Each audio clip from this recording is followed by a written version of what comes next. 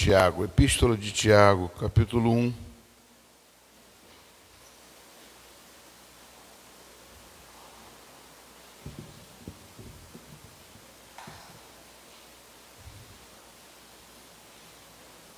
Amém?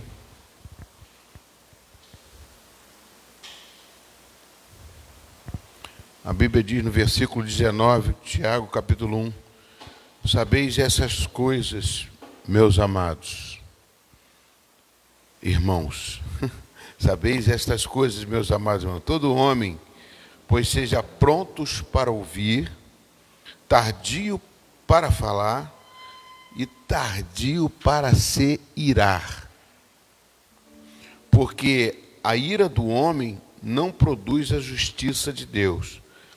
Portanto, despojando-vos de toda impureza e acúmulo de maldade, acolhei com mansidão a palavra que em vós implantada, a qual é poderosa para salvar a vossa alma, nossa alma. Tornai-vos, pois, praticantes da palavra e não somente ouvintes, enganando-vos a vós mesmos. Porque se alguém é ouvinte da palavra e não praticante, assemelha-se ao homem que contempla no espelho o seu rosto natural, pois a si mesmo se contempla. Ele se retira e logo esquece de como era a sua aparência. Mas aquele que considera atentamente a lei perfeita, a lei da liberdade, e nela persevera, não sendo ouvinte negligente, mas operoso praticante, esse será bem-aventurado no que realizar. Se alguém supõe ser religioso, deixando de refrear a língua, antes, enganando o próprio coração, a sua religião é vã. A religião pura e sem mácula para com o nosso Deus e Pai é esta: visitar os órfãos, as viúvas, nas suas tribulações, e a si mesmo se guardar incontaminado do mundo. Eu gosto muito desta palavra. Para mim é um texto que me faz repensar na minha caminhada cristã, né? Se eu sou só ouvinte da palavra de Deus e não sou praticante, é como se fosse eu estudar médico 10 anos e não ser médico. Dá para entender isso? Eu estudo e não sou médico. Faço 2 faculdades e não pratico aquilo que sou, que fiz. É muito constrangedor. Imagina agora Deus, que é o nosso Senhor, sabe que você conhece a palavra e não pratica ela, não vive essa palavra, né? É como disse Tiago aqui, você olha no espelho e você lembra. Eu lembro que meu cabelo estava meio desarrumado aqui, eu esqueci de passar um gelzinho aqui, ficou... E meu cabelo agora tem poucos cabelos, para pentear, você penteia um por um, assim, vai penteando assim. Roberto, desculpa, tá? Não estou falando com você. Que a gente fica, Valmir, a gente fica, esquece como é que está. Eu tenho que olhar no espelho de novo para lembrar. A palavra de Deus é assim, amados. É coisas que a gente tem que estar praticando. E como é que se pratica? Visitando órfãos, ministrando a palavra a outras pessoas, né? Fazendo a prática do seu estudo, da sua caminhada. É dessa forma que vamos conseguir, né? Eu falei essa semana, tenho repetido porque foi essa semana. Eu gosto de dar sempre testemunhos de semana, essa semana. Eu visitei uma senhora há muitos anos, eu batizei essa senhora. Ela está afastada, ela foi para o caminho de testemunha de Jeová. Eu não pude fazer nada, vou fazer o quê? Mas eu posso visitá-la, posso orar com ela. E ela ficou, o filho dela veio a falecer, e aconteceu outras coisas, outros fatos, que eu fui levado até visitá-la, né? E quero levar a igreja para visitar, né? Porque isso faz com que eu chegar lá. Quando eu chego lá, eu lembrei que ela foi a primeira pessoa que fez uma dobradinha, aquela dobradinha que eu não gosto de comer dobradinha, que eu já comi dobradinha, eu tenho aquela estigma, não? Como é que fala? Aquela cisma, né? Que aquele cheiro horroroso daquele busto, daquele negocinho, que se não lavar direito fica mal cheiroso. Mas ali na casa da dona Naí eu comi uma dobradinha cheirosa, gostosa. Falei, caramba, eu gosto de dobradinha. Depois dela fez. Fui falar isso com ela. Ela falou, o senhor lembra disso? Eu falei, lembro. Talvez não tenha sido eu, mas Deus me lembrar para agradar teu coração, para alegar teu coração. É muito bom trazer a palavra de Deus e falar de Jesus para uma pessoa. É muito bom. Senhor, obrigado, Jesus, por mais uma vez me encontrar na sua casa, um lugar onde não tinha ninguém, Pai. Agora tem gente aqui dentro porque o Senhor ama a quem entra na sua casa. O Senhor recebe, em vez de eu receber, o Senhor é que recebe com a sua palavra, com palavra de força, de alegria, de vontade de viver, de lutar e de vencer. É o ver e ver, vontade de lutar e vencer, vontade de estar sempre na tua presença, ouvindo a sua voz, ouvindo a sua palavra, querendo sempre, o Pai, fazer parte desta missão que o Senhor deu através do teu Filho Jesus Cristo. Enche-nos do teu Espírito, queremos te adorar agora em louvor, em espírito e em verdade. Vamos adorar ao Senhor.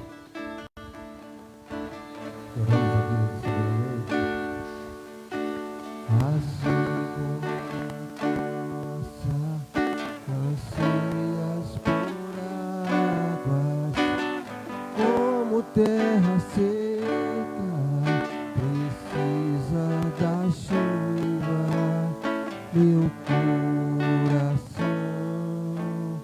tem sede de ti, Rei meu,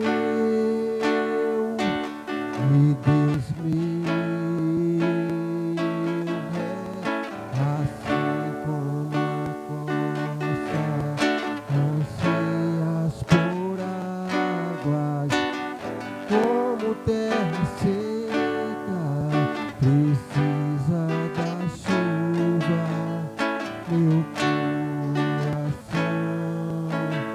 tem sede de ti, Rei meu, e Deus meu, faz chover, Senhor Jesus. Derrama a chuva nesse lugar. Vem com teus rios, Senhor Jesus. Inunda o meu coração. Assim como a costa anseias por água, como terra seca precisa da chuva, meu coração tem sede de ti, Rei meu, e Deus meu, faz chover, Senhor Jesus, derrama a chuva nesse lugar.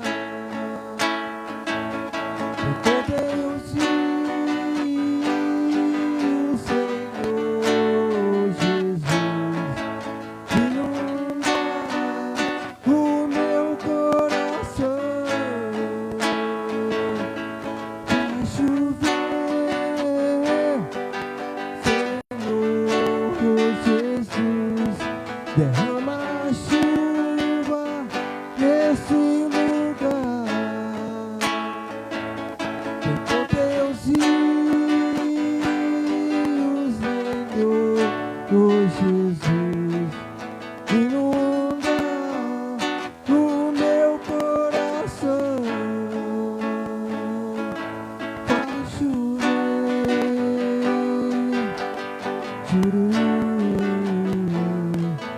vai chover,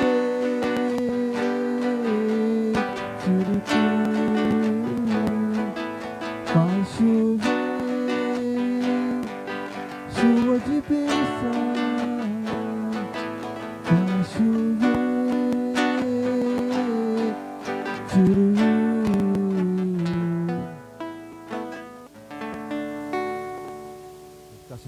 Amém.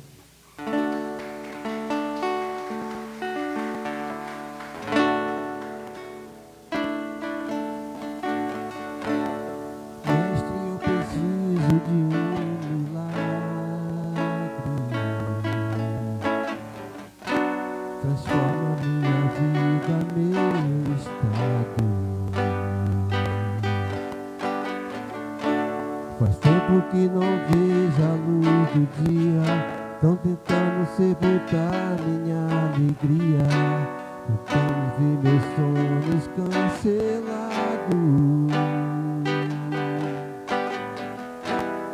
Lázaro ouviu a sua voz quando aquela pedra removeu. Depois de 4 dias ele reviveu. Mas que não há outro que possa fazer aquilo que só o teu nome tem todo o poder. Eu preciso tanto de um milagre. Remove a minha pedra, me chama pelo nome, muda a minha história, ressuscita os meus sonhos, transforma a minha vida, me faz um milagre, me toca nesta hora, chama para fora. Ressuscita-me. Mestre, eu preciso de um milagre. Transforma minha vida, meu estado. Faz tempo que eu não vejo a luz do dia. Tô tentando sepultar minha alegria. Tentando ver meus sonhos cancelados. Lázaro ouviu a sua voz quando aquela pedra removeu. Depois de 4 dias ele reviveu. Mas que não há outro que possa fazer aquilo que só o teu nome tem todo o poder. Eu preciso tanto de um milagre. Remove a minha pedra, chama pelo nome, muda a minha história, ressuscita os meus sonhos, transforma a minha vida, Senhor, me faz um milagre, me toca nesta hora, me chama para fora. Ressuscita-me. Tu és a própria vida, a força que há em mim. Tu és o Filho de Deus, que me ergues a vencer. Senhor, é tudo em mim. Já ouço a sua voz, me chamando pra viver uma história de poder. Remove a minha pedra, chama pelo nome, muda a minha história, ressuscita os meus sonhos, transforma minha vida, Senhor. Faz um milagre, me toca nesta hora, me chama para fora, ressuscita-me.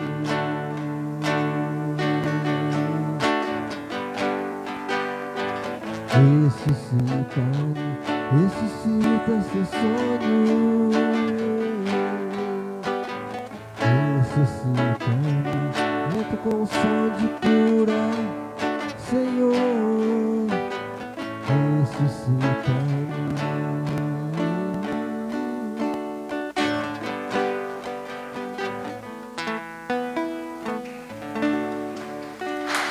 Aleluia. Amém, queridos. Abra sua Bíblia em Josué. Josué é o 6º livro da Bíblia. Logo no princípio, 6º livro da Bíblia.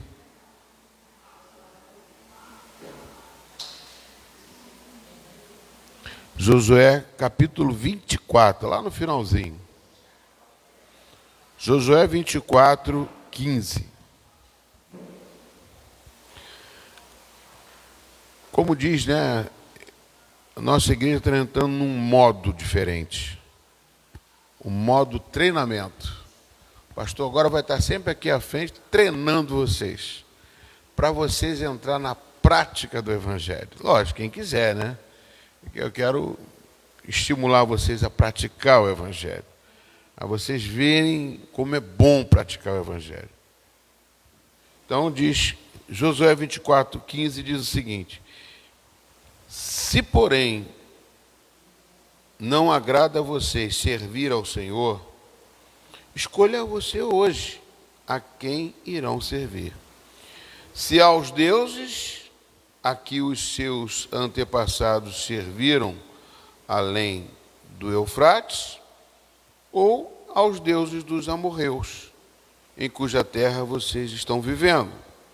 Eu, porém, e a minha família, serviremos ao Senhor. Pode sentar em nome de Jesus.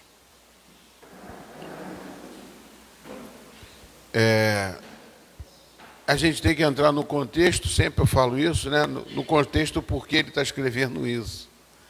Por que ele escreveu isso? Quando ele escreveu? Você escreve a sua vida hoje. Amém? Você está escrevendo a sua vida hoje. Josué escreveu isso aqui num período da sua vida, no final da caminhada da vida dele.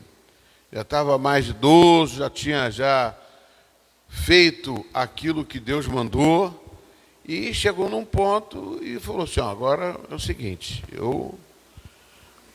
já estamos aqui na terra prometida, já fiz vocês virem para cá, vocês já estão acampados em vários lugares, em todas as cidades da qual Deus prometeu para vocês, um em Benjamim, outro em Judá, outro em Manassés, cada um numa cidadezinha, num lugar para ocupar a terra prometida. Então,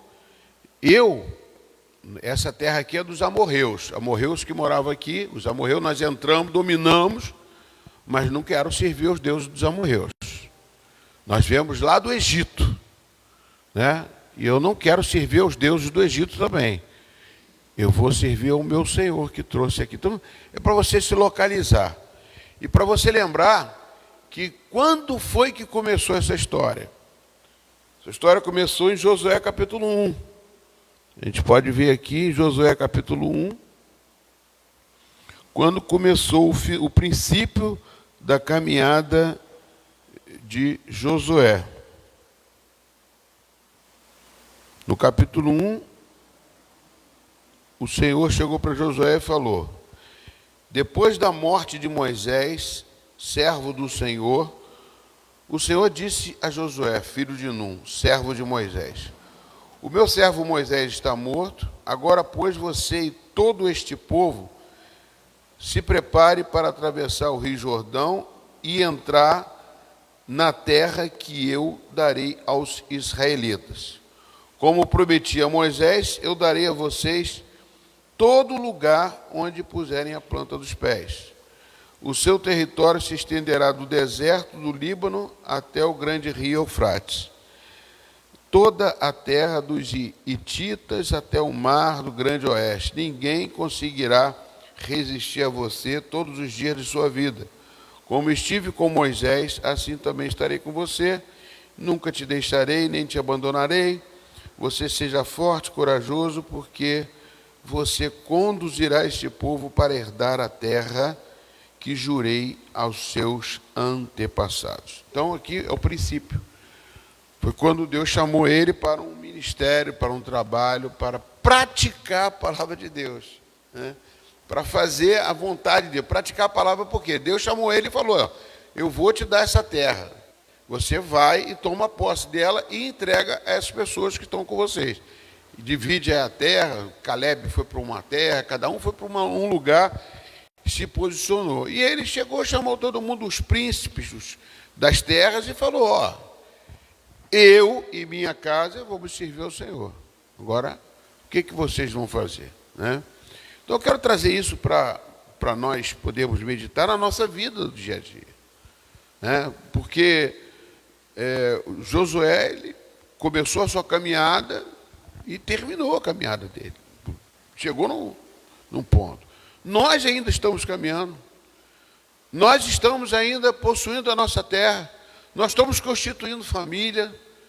Alguns aqui já constituiu família, mas tem uma missão de fazer com que a família viva bem, que a casa esteja organizada e que a casa, já que vocês estão aqui, sejam todos da casa, sejam evangélicos, sejam servos de Deus, caminham na direção de Deus e que não vão ser influenciados com o mundo que você vive.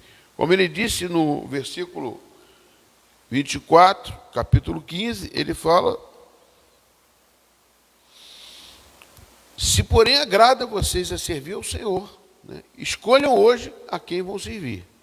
E ele bota, né, que os seus antepassados serviram além do Eufrates, os deuses dos amorreus, em cuja terra eu, porém, e minha família vamos servir ao Senhor. Então, ele toma uma posição que não quer envolver com esse mundo tenebroso e quer servir ao Deus que trouxe ele para cá.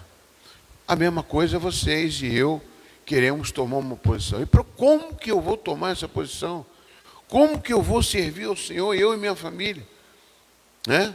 Então, isso é uma prática que a gente vai adquirir de acordo com os ensinamentos.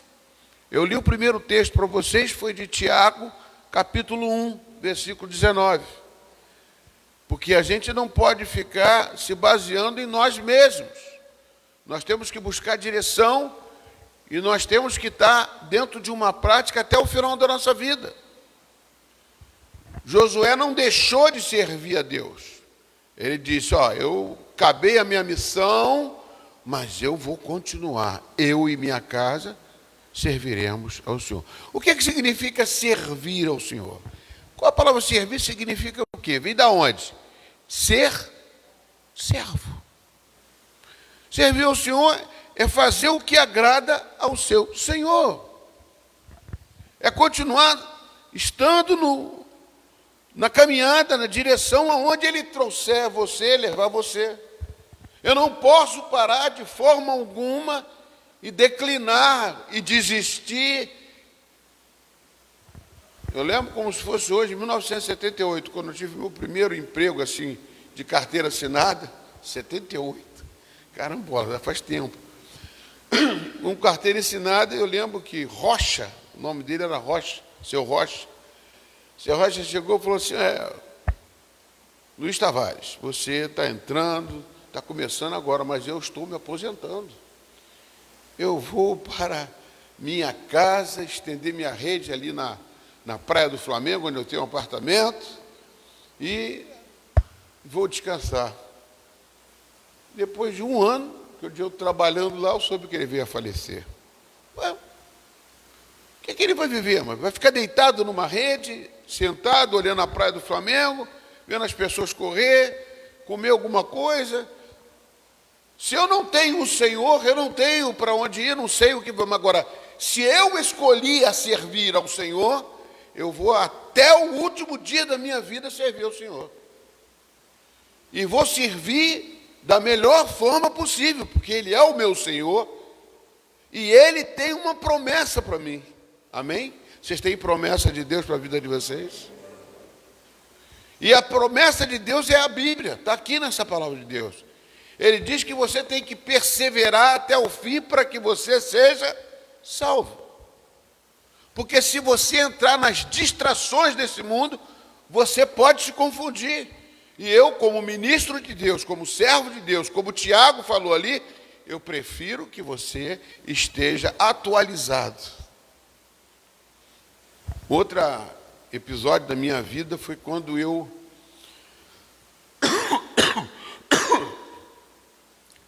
fiquei parado fora do mercado de trabalho um bom tempo, e foi justamente na automação do mercado.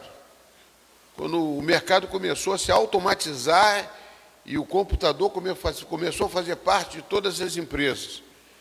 Eu fiquei afastado do mercado, eu lembro que eu fiquei trabalhando com outras coisas, mexendo em outras coisas, e de repente eu falei, não, eu quero voltar para o mercado. Eu larguei a química, né? Larguei a química e fui procurar fiz um curso na Estácio para fazer matemática financeira, estudar na área financeira. E quando eu fui bater na porta, eu não conseguia nada, porque a coisa atualizou de tal forma que eu não sabia nem me segurar no mouse. Para mim, quando eu segurava no mouse, aquele negocinho ficava correndo para lá e para cá, eu não conseguia nem segurar. Eu falei, meu Deus, eu não sei nem mexer no computador. Eu falei, Jesus, e agora? Como é que foi? Estava no começo, ainda era aqueles computador IBM, aquelas coisas menores, maiores, de grande porte, né? Eu lembro que tinha aquelas áreas que chamavam de, sei lá, tem uns nomes lá que eu até me esqueci, que eram separados, era grande porte, todo o processamento não era feito automático, não era diretamente, era um processamento que mandava para uma rede maior, que fazia toda a rotina batch, lá eu lembro que fazia uma rotina batch para poder gerar os dados no dia seguinte. Então, era uma coisa mais arcaica ainda. Hoje está tudo tempo real, né? Mas ali eu cheguei, eu fiquei perdido. Falei, meu Deus, eu comecei a ser vendedor. Até que eu encontrei uma pessoa que trabalhou comigo há muitos anos atrás, o Geraldo Magela, né? Não me lembro dele. Ele chegou, ele viu eu vendendo produto de cartucho de impressora. Ele chegou para mim e falou assim, olhou e falou assim, ó, você não dá para vendedor, não. Você não tem nem cacuete de vendedor. Eu já era crente, já era cristão, pedindo a Deus a direção. Ele falou assim, você quer trabalhar aqui? Eu falei, quero. E me botou na empresa, na Icatu. E eu fui entrar e fui trabalhar, voltei, comecei a trabalhar, mas eu ficava perdidinho, amados. Eu tinha que aprender. Eu saía de lá 10 horas da noite para aprender, para poder me atualizar, para poder voltar. Eu digo que a atualização é uma coisa feita em todo o tempo da sua vida, você tem que estar atualizado. Hoje em dia, por exemplo, se você está desatualizado, você não consegue nem.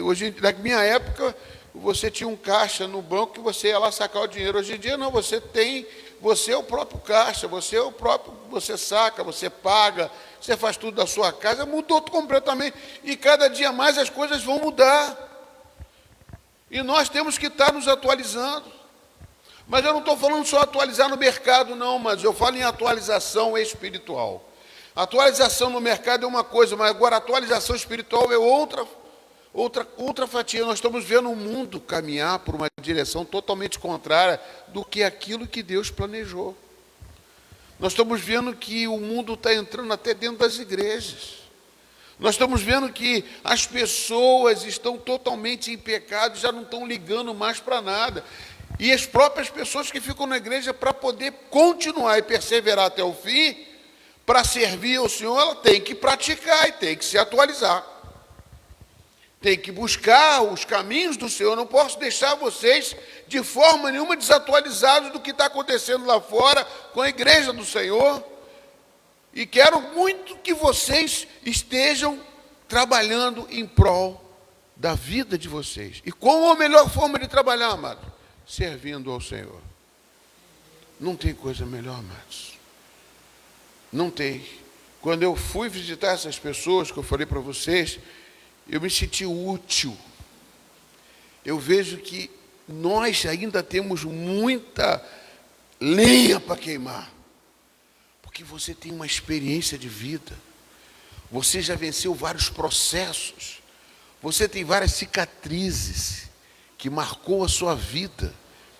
Você ainda tem coisas para consertar dentro de você, porque nós estamos num processo de santificação. Sem santificação ninguém verá o Senhor. Então nós temos que buscar cada vez mais neste mundo, não nos deixar contaminar com este mundo.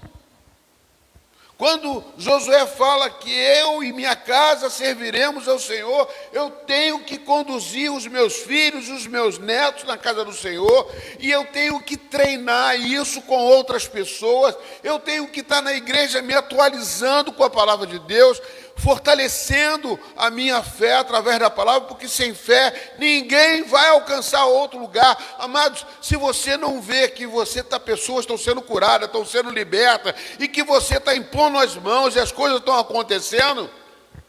Essa noite eu tive um ataque. 3 horas da manhã, um ataque de novo. Falei, meu Deus, de novo, eu vou ter que ficar orando à noite. Falei, não tem como. Um ataque, uma pressão psicológica que vem em cima da minha mente, e eu fui para minha sala de oração, e fui buscando a presença de Deus, fui orando, buscando, batendo na porta, dizendo o que é isso, o que está acontecendo, que Deus queria falar comigo. Aí eu comecei a abrir a palavra, e Ele começou a me dar respostas, para eu poder saber o que estava acontecendo. Deus faz isso para quê, amados? Para que você esteja sempre na presença dEle. É por isso que Ele criou você. Ele não criou você para o mundo. Ele criou você para Ele. Deus criou você para Ele. Agora, Deus fez o mundo para você. Só que o mundo jaz no maligno. Presta bem atenção nisso, mano. Deus criou você para Ele. Ele se admirou quando fez você. Não, pastor, Ele fez Adão. Não, Ele fez você. Quando Ele fez Adão, Ele fez o homem. Ele não fez Adão, Ele fez o homem. A sua imagem, a semelhança dEle. Para você viver para Ele. Para você servir a Ele. E Josué entendeu isso, amados. Josué entendeu isso, mas Josué só confirmou isso depois da sua caminhada por muitos problemas e muitas lutas. Se você for ver, ele enfrentou situações difíceis, porque teve gente com ele que traiu ele. Teve aquele problema que ele foi na cidade de Jericó. Que experiência foi aquela que marcou a vida dele? É uma cicatriz na vida dele. Ele tinha que entrar dentro de Jericó e tomar aquelas muralhas enormes de Jericó. E ele teve que orar, teve que jejuar, teve que se santificar. A Bíblia diz no capítulo 3 que Deus falou: se você se santificar, santificai-vos, porque eu vou fazer maravilha no meio de vocês. E ele deu 7 voltas e aquele muro caiu. Mas o que aconteceu depois? Depois daquela vitória? Parecia que não tinha mais ninguém na frente dele. Há aquele senso de vitória, aquele senso de fazer. Você está acima de tudo. Você pode todas as coisas, você é o máximo. Você já atingiu um nível, ninguém atinge esse nível. A estatura de varão perfeito, ele só vai atingir na glória. E o que aconteceu com Josué? De repente, eles invadiram Jericó e Deus falou assim, ó, não retenham o tesouro de Jericó para vocês. Ou seja, para a sua vida pessoal. Aí Coreia e Abirão, se não me engano, não sei se foi Coreia e Abirão, eles pegaram e levaram para a casa deles uma manta, uma parte lá daquilo que era tesouro, lá que era do tesouro de Jericó, e levou para a casa deles. Aí de repente Josué falou que tinha que invadir uma outra cidade, chamada cidade de Ai, e quando ele entrou na cidade de Ai, ele falou assim, não precisa ir o exército todo, não precisa, só umas 2 tribos, vai lá e toma aquela cidade, que é uma cidade pequena. Morreu gente, voltaram derrotados, triste, abatido, e todo mundo ficou, arriado, abaixado. Mas o que houve? Ele foi falar com Deus e falou assim, vocês pecaram. Eu vou ler até esse texto com vocês, que é importante. No livro de Josué,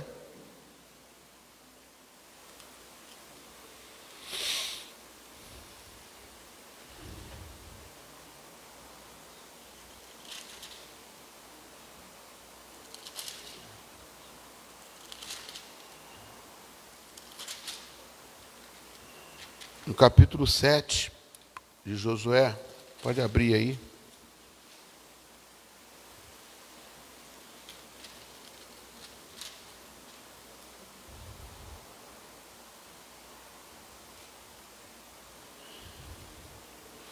A Bíblia diz o seguinte: prevaricaram, no versículo 1, os filhos de Israel nas coisas condenadas, porque Acã, não foi nem... Acã, filho de Carmi, filho de Zabdi, filho de Zerá, da tribo de Judá, tomou das coisas condenadas, e a ira do Senhor se acendeu contra o filho de Israel. Enviando, pois, Josué de Jericó alguns homens a Ai, que está junto a Bet-Avém, ao oriente de Betel, falou-lhes dizendo: subi e espiai a terra.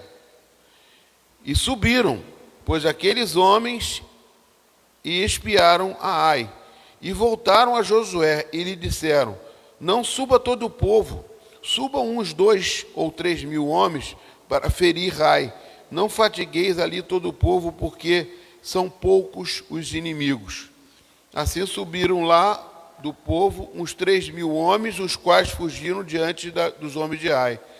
Os homens de Ai feriram deles uns 36, e aos outros perseguiram desde a porta até pedreiras, e os derrotaram na descida. E o coração do povo se derreteu e se tornou como água. Então Josué rasgou as suas vestes, se prostrou em terra sobre o rosto perante a arca do Senhor até a tarde. E ele e os anciãos de Israel se deitaram no pó sobre a cabeça. Disse Josué: ah, Senhor Deus, por que fizeste este povo passar o Jordão para nos entregar nas mãos dos amorreus, para nos fazerem perecer? Tomara nos contentarmos com ficarmos além do Jordão. Ah, Senhor, que direi? Pois Israel virou as costas diante dos seus inimigos. Ouvindo isto, os cananeus e todos os moradores da terra nos cercarão e nos desarraigarão o nome da terra, e então, que farás o teu grande nome? Então disse o Senhor a Josué: levante, porque estás prostrado assim, sobre o rosto. Israel pecou e violaram a minha aliança, a que eu lhes ordenara, pois tomaram as coisas condenadas e furtaram e dissimularam, e até debaixo da sua bagagem o puseram. Pelo que os filhos de Israel não puderam resistir aos seus inimigos, viraram as costas diante deles, porquanto Israel se fizera condenado. Já não serei convosco, se não eliminardes do vosso meio a coisa roubada. Dispõe-te, santifica o povo, e diz: santificai-vos para amanhã, porque assim diz o Senhor Deus de Israel: há coisas condenadas do vosso meio, e, ó Israel, os vossos inimigos não podereis resistir, enquanto não eliminardes do vosso meio as coisas condenadas. E aí tem um processo de procura de quem foi que pecou.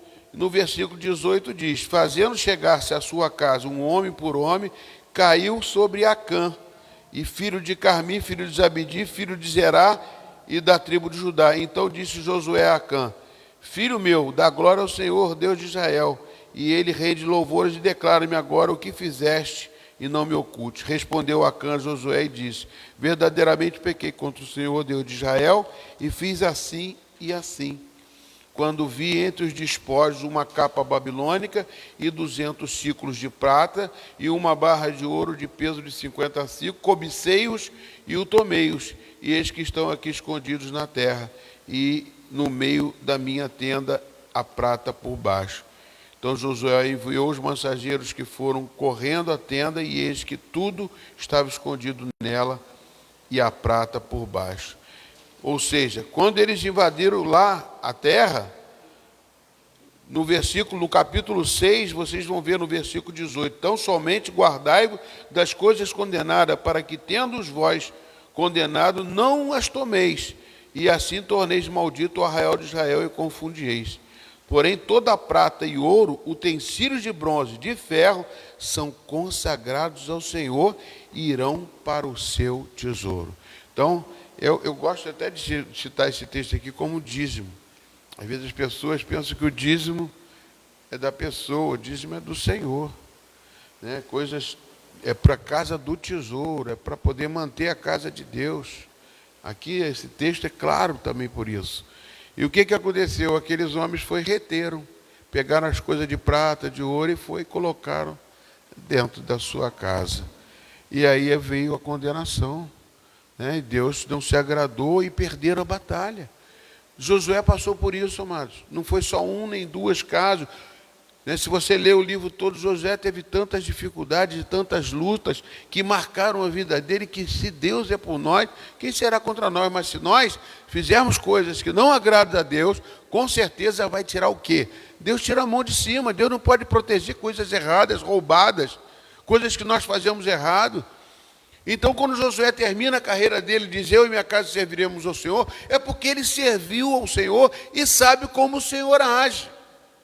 Se você não anda nos caminhos do Senhor, você tira a proteção de Deus de cima de você, como se você dissesse igual a Adão e Eva.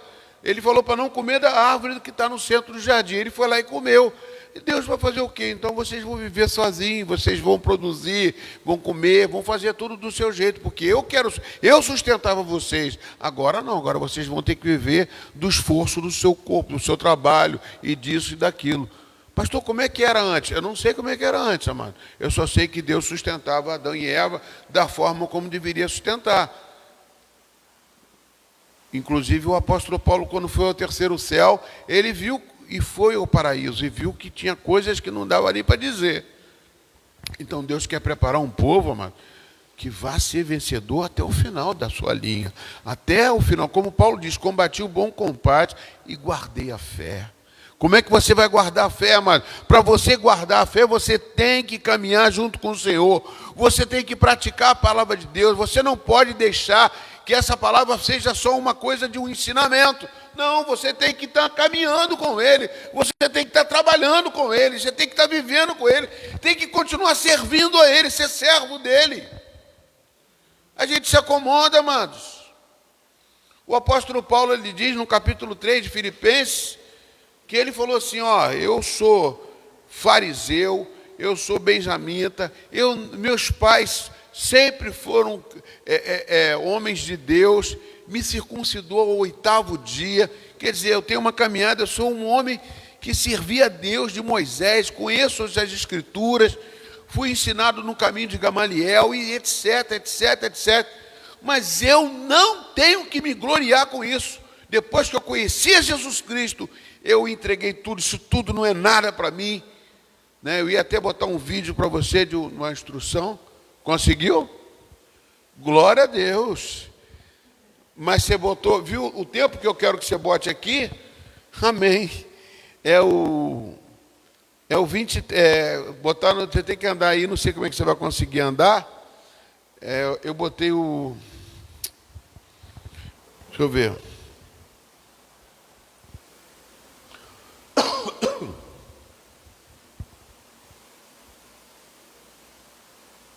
Glória a Deus, vocês são bênção mesmo, hein?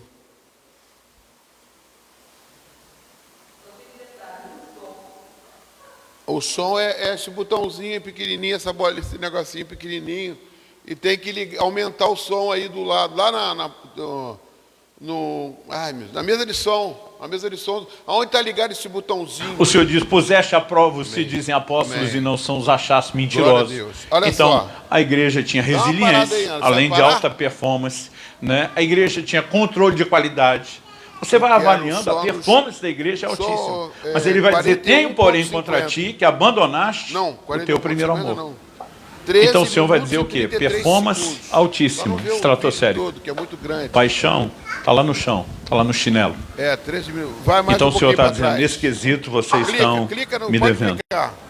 Quando perguntamos o fato de eu ter começado novo, se você voltar a minha linhagem, a minha ascendência, você vai bater lá no patriarca Abraão. Ou seja, são séculos e séculos e séculos de história, de famílias servindo a Deus. Paulo adota um tom, mais um pouquinho, devoção profunda ao Senhor. E olhando para esse texto, naquele dia, bendito dia 19 de fevereiro de 2008, Deus me fez considerar o que Paulo vinha falando antes. A conversa de Paulo era exatamente sobre performance religiosa. Se você voltar 3 versículos, a gente leu 7 e 8. E a gente leu 4, 5 e 6, e diz assim: bem que eu poderia confiar também na carne. Se qualquer outro pensa que pode confiar na carne, eu ainda mais.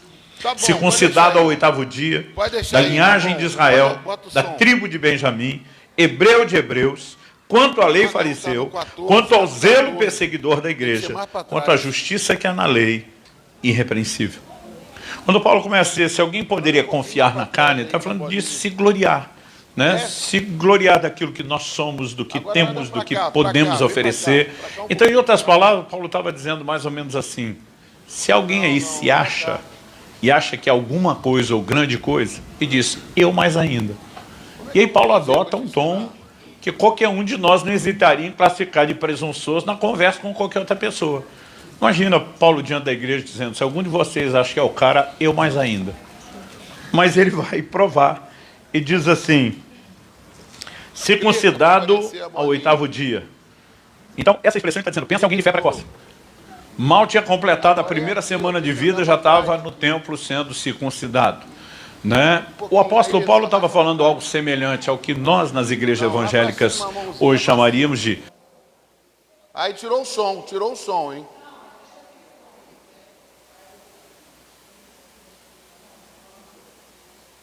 Vai, clica.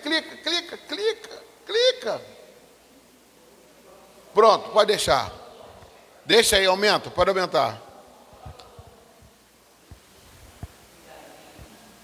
Pode aumentar. Ué, o que houve? Está sem som. Está arriscado aqui o som, está sem som. Aí vai chegar num lugar onde eu quero. Mais. Vai, clica. Atenção e clareza de uma percepção de valor que nós devemos dar ao Senhor Jesus. Porque é muito fácil, a gente vê isso na vida dos fariseus, mesmo com dedicação, você entrar num modo de performance, de religiosidade na caminhada, sem que o coração permaneça queimando pelo Senhor como deveria. John Wesley, o grande avivalista britânico, né, ele falava, e o metodismo, que foi o movimento que ele fundou, passou a ser conhecido assim como a religião do coração aquecido. Eles falavam da importância de uma devoção profunda ao Senhor. E, olhando para esse texto, naquele dia, bendito dia 19 de fevereiro de 2008, Deus me fez considerar o que Paulo vinha falando antes. A conversa de Paulo era exatamente sobre performance religiosa. Se você voltar 3 versículos, a gente leu 7 e 8, e a gente leu 4, 5 e 6, e diz assim, bem que eu poderia confiar também na carne. Se qualquer outro pensa que pode confiar na carne, eu ainda mais. Circuncidado ao 8º dia, da linhagem de Israel, da tribo de Benjamim, hebreu de hebreus, quanto à lei fariseu, quanto ao zelo perseguidor da igreja, quanto à justiça que há na lei, irrepreensível. Quando Paulo começa a dizer, se alguém poderia confiar na carne, ele está falando disso, se gloriar. Né? Se gloriar daquilo que nós somos, do que temos, do que podemos oferecer. Então, em outras palavras, Paulo estava dizendo mais ou menos assim, se alguém aí se acha, e acha que é alguma coisa ou grande coisa, e diz, eu mais ainda. E aí Paulo adota um tom que qualquer um de nós não hesitaria em classificar de presunçoso na conversa com qualquer outra pessoa. Imagina Paulo diante da igreja dizendo, se algum de vocês acha que é o cara, eu mais ainda. Mas ele vai provar e diz assim, circuncidado ao 8º dia. Então, essa expressão ele está dizendo, pensa em alguém de fé precoce. Mal tinha completado a primeira semana de vida, já estava no templo sendo circuncidado. Né? O apóstolo Paulo estava falando algo semelhante ao que nós nas igrejas evangélicas hoje chamaríamos de apresentada e consagrada a Deus desde criancinha. Mas a circuncisão era um rito que ela vinha de geração em geração. Então, quem circuncidou Paulo foi seu pai.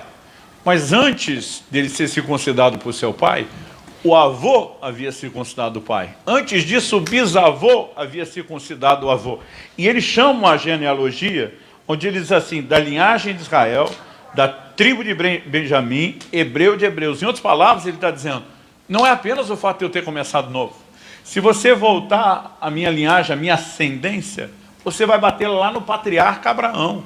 Ou seja, são séculos e séculos e séculos de história, de famílias servindo a Deus. Então, ele não apenas usa essa expressão, que ele era hebreu de hebreus, mas ele diz quanto à lei fariseu. O Novo Testamento, em especial o livro de Atos, nos mostra que dentro do judaísmo, o farisaísmo, né, era a seita mais severa. Eles eram o que hoje em dia alguns chamariam de os carolas, os beatos. Ninguém era tão dedicado, né, à lei como os fariseus. Quando a gente ouve a palavra fariseu hoje, a gente pensa naquela turma que Jesus confrontou, chamou de hipócrita, né? Mas eu e você precisamos entender que ainda que eles estivessem usando toda essa performance e acabaram errando, eles eram um grupo de um alto nível de dedicação. A única coisa que aparentemente seria negativa aqui é quando Paulo diz, quanto ao zelo perseguidor da igreja. Né? Uma das coisas que ele mais se arrependia depois da conversão foi ter perseguido o Senhor e a sua igreja. Mas aqui ele não está enfatizando a perseguição, ele está enfatizando o zelo. Escrevendo aos Romanos, ele fala de zelo sem entendimento. Obviamente, pela falta de revelação, aquele zelo se tornou um problema. Mas ele está dizendo que a motivação era boa, mesmo por trás de toda a perseguição, era. Né? Paulo acreditava que o cristianismo era uma seita, que aquilo tinha que ser exterminado. Então, ainda assim, ele está exaltando o zelo, que era parte da performance religiosa. E por fim, ele termina com uma frase que é assustadora: quanto à justiça que há na lei, irrepreensível. Então, Paulo está dizendo, pega o microscópio, examina a minha vida, né? E pode me avaliar pela perspectiva das centenas, centenas e centenas de preceitos da lei. Ele diz, eu nunca dei motivo para que ninguém falasse nada. Em outras palavras, Paulo está dizendo, você acha que é o cara? Eu mais ainda. Mas aí quando ele diz, mas o que para mim era lucro, do que é que ele está falando? Performance religiosa. Ele diz, eu valorizei isso muito tempo. Eu também me achava o cara, como alguns de vocês estão se achando aí, por coisa menor do que a minha. Mas Paulo diz, aquilo que eu dava importância, valorização da performance, perdeu completamente a sua importância, quando eu entendi a valorização da pessoa. E quando eu olho para as Escrituras, eu vejo com muita clareza aquilo que me foi ensinado, corrigido e instruído anos atrás. Qual era o dilema da igreja de Éfeso? Pode parar um minutinho. O Senhor Jesus escreve para uma igreja de alta clica aqui na frente, 42. 41,50. Deixa eu ver, vai, anda aqui. Até aqui. Mais. Clica. Para. Antes um pouquinho. Mais um pouquinho. Antes. Para trás. Aí, pode clicar aí. Parou. Tá bom, deixa aí. Tá bom, pode ligar agora. Nada de extraordinário. Muitas vezes a estabilidade é tão grande porque a coisa está boa, ele nem fica tão alegre, está ruim, ele não fica tão triste. Mas eu e você precisamos entender que tem mais para mim, tem mais para você. Você pode falar para uns dois vizinhos, se você não conhece, faz cara de paisagem, finge que é amigo, fala para ele, Deus tem mais para você.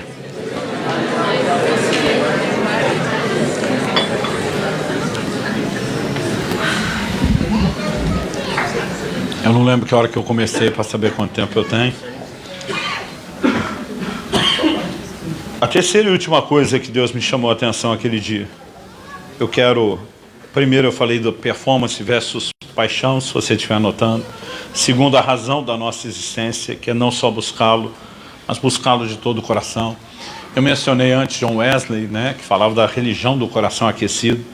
Certa ocasião ele disse que não se admita no coração outro desejo ou propósito, cujo objeto supremo não seja ele. Né? Em todos os momentos da história onde você vê avivamento, sempre houve uma ênfase a colocar Deus no seu devido lugar de importância. E sabe, a gente tem que falar de avivamento como se da noite para o dia fosse dar uma enchente espiritual. Normalmente a enchente a gente trata como a causa, o avivamento chegou. Ela na verdade é a consequência. Nós precisamos entender que em nenhum lugar na Bíblia ou na história Deus fez algo muito intenso, poderoso, extraordinário, sem que primeiro o povo não se voltasse para ele de todo o coração. E esse é o chamado, esse é o desafio. E quando nós pensamos nisso, a gente tem um grande inimigo. Naquele dia o Espírito Santo falou comigo durante muito tempo, você tem pregado que o grande inimigo do cristão é o pecado. E ele me falou, você não está errado em classificar ou rotular o pecado como inimigo. Ele é muito danoso. Ele diz, o problema é quando você acha que só o pecado é inimigo. Ele diz, o pecado é o inimigo que tem cara de inimigo. Ele diz, mas existe um outro inimigo sutil, que tem trazido muito estrago, e vocês sequer percebem ou tratam como inimigo. E naquele dia Deus começou a falar comigo do que eu vou classificar aqui de distrações.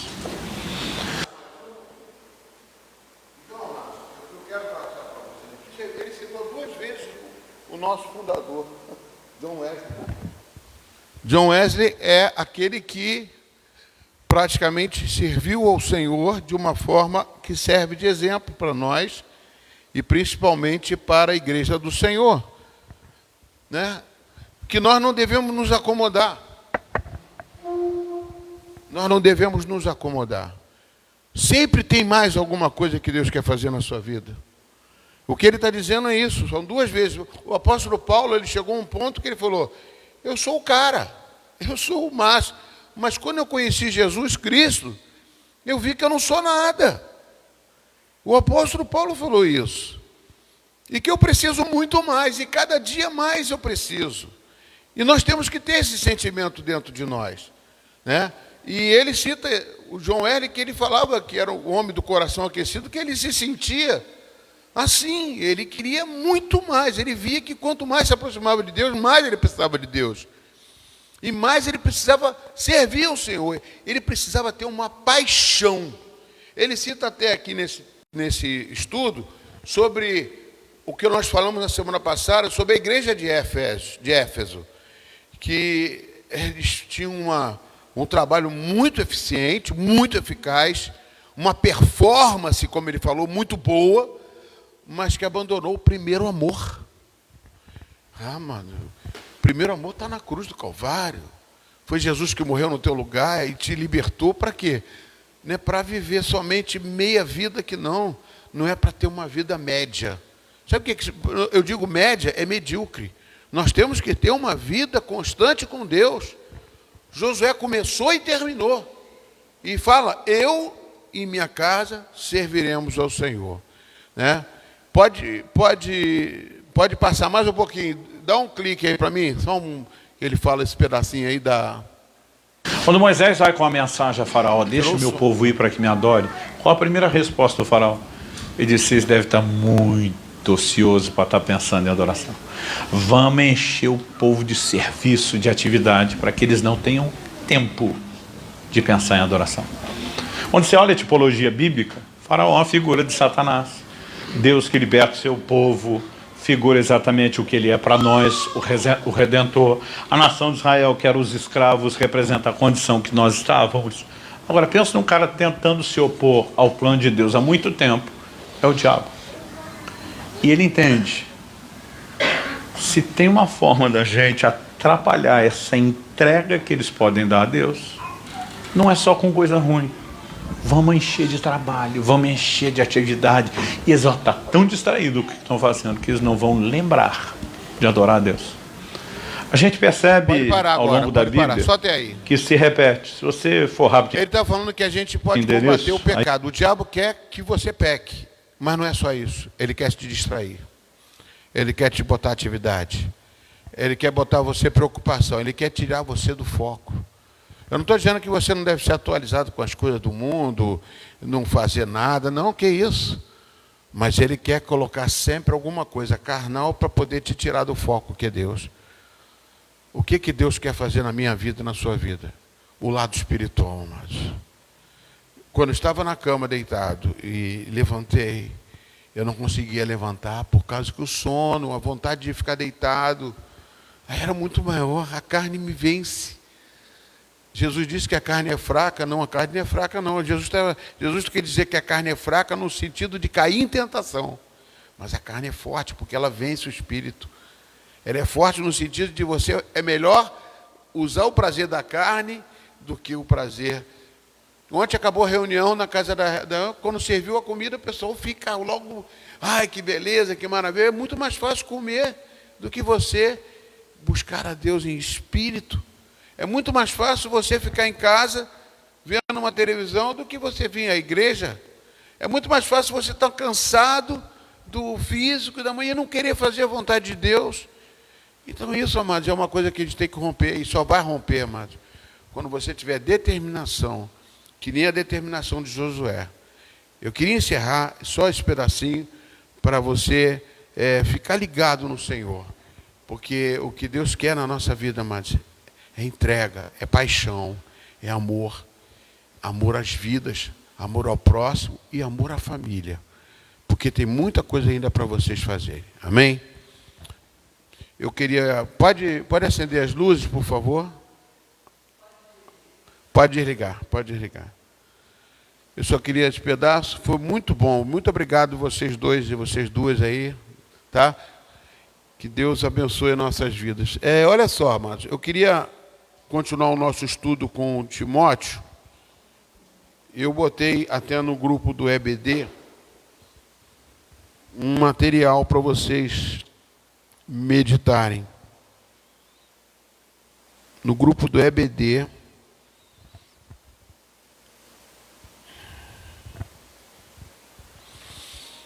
estamos estudando para ver o que Paulo estava deixando para a igreja do Senhor como principal objetivo. Desconecta tudo aí logo, só desconectar aí na frente já sai tudo. Estamos estudando Timóteo para ver o que Paulo estava deixando para a igreja do Senhor como principal objetivo.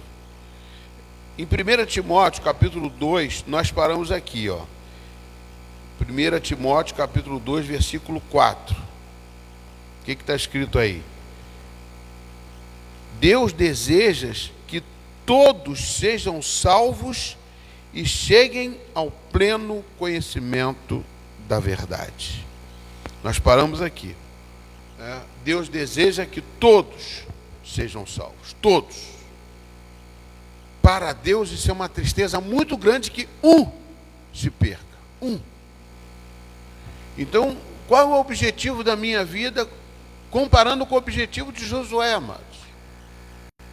Não é só eu e minha casa serviremos ao Senhor. Ele botou ali no final da campanha dele, de tudo que ele fez, mas ele quer dizer o seguinte, amados: nós temos que servir ao Senhor. E como que eu posso servir o Senhor hoje? Salvando vidas, praticando o Evangelho. Isso vai ser benéfico não só para você, como para a sua família. Você vai aprender muito mais problemas com a vida dos outros, que vai trazer ensinamento para vocês. Isso tem feito na minha vida. Quando eu vejo um problema na família, num casamento, eu vejo que o problema às vezes está dentro da minha casa. E eu vou conseguir me ajeitar dentro da minha casa, porque Deus vai fazer isso. Ele aproveita situações externas. Tem até uma vez que eu vi uma ministração da palavra falando daquela música, né? Quero aprender com os meus erros e não mais cometê-los. Eu prefiro aprender com os erros dos outros, porque aí eu não erro antes. Amém? Estão entendendo? Quero aprender com o erro dos outros, para que eu não venha cometer os mesmos erros. Amados, a experiência do Evangelho é algo que é sempre bom para cada um de nós. É sempre proveitoso. Por isso que os dons do Espírito Santo têm um fim proveitoso, para que nós possamos crescer. Ontem aconteceu um fato, né? Até meio quem estava lá viu, uma senhora que de repente eu estava orando, ministrando, tirando mágoa do coração e tal. De repente a senhora no final ela estava, né? A Carmen teve uma visão de um juvenil, um jovem. E esse jovem era o neto dela. Ela uma vez estava vendo a televisão, quando olhou para a televisão, viu o neto dela na televisão sendo preso, porque matou pessoas, porque era um traficante, que era isso, que era aquilo. Ela ficou desesperada. Ela contou isso ontem, desesperada, falou, e ela ficou um ódio daquele. Como é que pode o meu neto, que eu oro por ele, que eu já chamei ele para a igreja, já fiz tanto, e ele está perdido? Então é uma coisa que desespera qualquer um. Imagina isso, não na minha vida nem na sua, mas na vida de outras pessoas. O que é que nós temos que fazer? Não tem a campanha. Eu estou querendo até trazer o Desperta Débora aqui para dentro da igreja. Estou orando para que a gente traga o Desperta Débora, né? Mas a gente tem que ter o mesmo objetivo, temos que estar com essa mesma visão, que é as mães de joelho e os filhos de pé, né? Nós temos que orar pela nossa família, temos que orar não só pela nossa família, mas por todos os filhos da igreja e todas as pessoas que precisam. E nós temos que trazer aqueles que estão no mundo perdidos, para que menos perdidos ocorram aí nesse mundo. Então, a gente tem muito trabalho para fazer. Eu coloquei aqui, amados, Deus deseja que todos sejam salvos e que sejam o conhecimento da verdade. Para isso, é necessário um empenho maior de cada um de nós nesta missão, de não se desviar nem para a direita nem para a esquerda.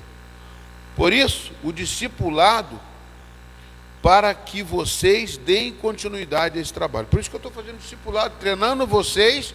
Por isso que eu digo, nossa igreja agora está em modo de treinamento, eu vou treinar vocês. Eu vou querer pegar vocês, levar vocês para casa de pessoas, para a gente ver as situações, para a gente ter uma prática deste evangelho, né? E eu sinto esse hoje, até a Cristina me chamou aqui hoje, eu sinto que isso é uma vontade de Deus, né? Ah, pastor, vai lá na minha casa fazer um culto lá, porque eu estou precisando muito que você ore na minha casa. A Cristina aqui, chegou aqui agora, né? O pai dela quase veio a falecer, né? Teve um problema sério, né? Foi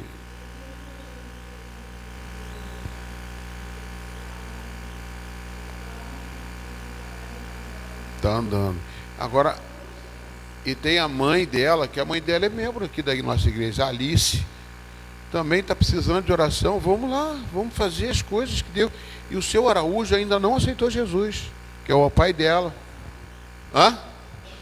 Tem um coração duro. Ela veio falar. Então, amados, eu sinto que isso é um chamado para nós. Por que não vamos lá fazer um trabalho de Deus na vida dessas pessoas? Dona Nair, a Dona Ledir, em pouco tempo surgiu isso. Quando eu botei isso em modo, nossa igreja está em modo de treinamento, e para visitar, para orar e para fazer células. Esse é o modo que o bispo passou para mim, e nós temos que começar. Ah, pastor, tem pouca gente. Eu não vou começar com quem não tem, eu vou começar com quem tem, né? Ontem a Daniela chegou para mim, já falei com a Nasci, ela quer abrir uma célula na casa dela. Eu vou precisar treinar pessoas para a gente poder estar fazendo esse trabalho. Porque quando você faz uma célula, o que funciona no corpo, amados? Se as células tornam funcionar, o corpo não funciona, né? Antigamente a gente dizia que a célula era a menor porção do ser vivo. Hoje em dia microscopicamente você vê que tem um DNA, tem tantas outras coisas, que a síntese de uma célula já é mais aprofundado ainda. Se faz até vacina com síntese de célula. Mas a célula tem que funcionar. Todas as células do seu corpo. E a célula da igreja é a formação da igreja. Então nós vamos trabalhar em cima disso. Eu quero fazer isso, que eu tenho certeza que vocês serão beneficiados com isso. Agora, para isso, amados, eu queria ler para vocês 1 Timóteo capítulo 3. 1 Timóteo capítulo 3.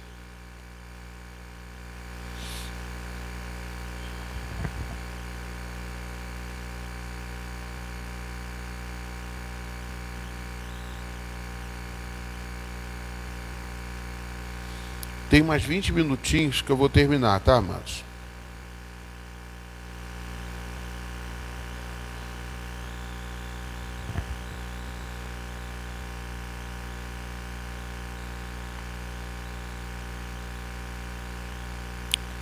Primeira Timóteo capítulo 3, versículo 1. Essa palavra é digna de confiança. Se alguém aspira a ser bispo, deseja uma nobre função. É necessário, pois, que o bispo seja irrepreensível, marido de uma só mulher, moderado, sensato, respeitável, hospitaleiro e apto para ensinar. Não deve ser dado ao vinho, nem violento, mas sim gentil, pacífico e livre do amor ao dinheiro. Deve governar bem a sua casa, tendo os filhos em sujeição, com toda a dignidade. Pois se alguém não sabe governar a própria casa, como poderá cuidar da igreja de Deus? O bispo não pode ser recém-convertido, né? Tem um outro termo aqui que fala, em outra versão, neófito, para que não se ensoberbeça e caia na mesma condenação que caiu o diabo. Ele também deve ser de boa reputação entre os de fora, para que não caia em descrédito e nem na cilada do diabo. Os diáconos devem ser igualmente dignos, homens de palavra, não dados a muito vinho, nem a lucros desonestos. Devem apegar-se ao mistério da fé com consciência limpa. Primeiramente devem ser experimentados e depois de não haver nada contra eles, que sirvam como diáconos. As mulheres devem ser igualmente dignas, não caluniadoras, mas sóbrias e confiáveis em tudo. O diácono deve ser marido de uma mulher só e governar bem os seus filhos e a própria casa. Os que exercem bem a diaconia alcançarão bom progresso e muita ousadia na fé que está em Cristo Jesus. Aí você vai me dizer logo a primeira coisa: pastor, mas isso é para bispo e para diácono. Não. Essa palavra aqui de bispo, aqui no hebraico, no grego, é episcopos. Ela não é uma pessoa que supervisiona, é uma pessoa que supervisiona o cristianismo, a obra cristã. Não está vinculada ao cargo. Hoje em dia nós podemos trazer isso completamente para cada um que serve a Deus. O que serve a Deus, ele tem que ser, não é para o bispo, é para todos. É necessário, pois, que seja irrepreensível. O que é irrepreensível? Irrepreensível não é que não tenha pecado, não tenha erro, não tenha nada. Não, que é isso. Irrepreensível significa que você não é uma pessoa que, se você pode até errar, pode mentir às vezes, de vez em quando, tem alguma gafe, um momento em que você se ira, um momento de queda, de fraqueza, mas que você não permaneça nesse mesmo pecado, nessa mesma falha. Você vai mudar, você vai se restaurar, vai pedir perdão e vai voltar. Ou seja, irrepreensível no sentido de você ser uma pessoa que demonstra ser uma pessoa de caráter. As pessoas olham para você e não é aquela pessoa: e esse cara aí, não confio nesse cara não, é mentiroso, é beça. Então ele pode até mentir uma vez, falar uma coisa errada, não estou dizendo que pode, mas de repente ele não é aquele mentiroso. Esse cara não é violento, né? Aquele cara que bate na mulher, que bate no homem. Ele não pode ser uma pessoa que representa a Deus dessa forma. Então não é bispo. Qualquer crente tem que ser assim. Isso tem que ser uma pessoa que ele está trazendo, falando para Timóteo, que como deve ser a pessoa que deve estar ensinando a palavra de Deus, que deve estar sendo representante de Deus, corpo de Cristo aqui na terra. E ele diz também, marido de uma só mulher, lógico. Marido de uma só mulher. Mas, por exemplo, pastor, mas eu me separei numa hora, num momento. Cada um tem um motivo, uma separação. Isso também não conta a forma da qual isso acontece. Tem que ser, cada caso é um caso, né? Então, você não era cristão também, tem uma pessoa que não era cristão, se separou e casou novamente, a pessoa com certeza tem a oportunidade de exercer o ministério. Com certeza pode exercer ministério, né? Isso não cabe, porque a pessoa estava perdida, não tinha orientação bíblica sobre esse assunto. Agora, depois que casou, os dois estão na igreja, aí já é diferente. Aí já é uma coisa mais delicada que tem que se avaliar. Entendeu? Mas também não quer dizer também que a gente deve tratar tudo a ponto de faca. Tem que ser visto de acordo com a palavra de Deus, como se deve trabalhar o ministro de Deus. Mas o que deseja é que seja marido de uma só mulher. Outra, moderado. Moderado é uma pessoa tranquila, uma pessoa que não é violento, uma pessoa que não vive xingando, reclamando da vida, uma pessoa que você vai falar com ela, está sempre de mau humor. É uma pessoa moderada, uma pessoa equilibrada, uma pessoa que sabe lidar com situações adversas, uma pessoa que sabe conversar, uma pessoa que sabe dar um conselho, uma pessoa moderada, uma pessoa que é quem você gosta de chegar e pedir até conversar com essa pessoa que é confiável, é uma pessoa moderada, uma pessoa sensata, né? Senso comum, sensato é que tem senso comum, uma pessoa que sabe avaliar uma situação, uma pessoa que não chega dizendo besteiras, não vive falando, dando conselhos errados, né? Não, uma pessoa que tem um senso comum, tem uma direção, tem a palavra de Deus como base da sua vida. Uma pessoa sensata, uma pessoa respeitável, hospitaleiro e sempre apto para ensinar. Então, isso não cabe só ao bispo, isso cabe a todo cristão. Todo cristão tem que estar assim, né? Ele falou aqui no caso citando o bispo, mas não, todo cristão tem que ser assim. Imagina, o bispo tem que ser assim e os outros não, os cristãos não, então vai para o inferno, misericórdia. Se a pessoa é cristão, não tem como. Ele está dando um ensinamento que todos têm que ser assim, nós temos que ser assim. Não deve ser dado ao vinho, né? Eu digo, nós somos, a metodista é abstêmio de bebida alcoólica. Eu que já fui uma pessoa que já bebi muita bebida alcoólica, eu que estudei química, eu sei que o radical do álcool, ele pode fazer uma mudança no seu cérebro, né? O radical que tem um etanol, que tem um álcool, que tem um OH, hidroxila, oxidrila, ele com certeza afeta, mesmo que seja 0,0001%. Pode não fazer efeito instantâneo, mas essa continuação, com certeza, ela causa uma dependência e você acaba se acostumando, né? A gente sabe disso, então a gente tem que evitar. Na época de Paulo não tinha tanto conhecimento, nessa época, da dependência química que existia dentro de certos produtos, como também do álcool. Então, nós, metodistas, somos abstêmios de álcool, não bebemos bebida alcoólica nenhuma, nem o vinho. Não ser violento, não dar ao vinho, não ser violento, mas sim gentil, pacífico, né? O próprio Jesus Cristo, no Sermão do Monte, ele diz que aqueles que são pacificadores serão chamados filhos de Deus. Ou seja, que quer a paz, que deseja a paz, que nunca vai chegar numa confusão, numa discussão, querer provocar que aquilo, tá certo sim, tem que mesmo que bater, tem que matar, tem que fazer, tem que acontecer, vai para o inferno. Não, a gente está ali para poder mediar uma situação e tornar a coisa pacífica. Outra coisa, amados, pacífica e livre do amor ao dinheiro. Eu queria até pregar uma vez sobre isso. Timóteo capítulo 6, 1 Paulo volta a falar do dinheiro. O amor ao dinheiro é a raiz de todos os males, todos os males. A cobiça, ela é uma coisa que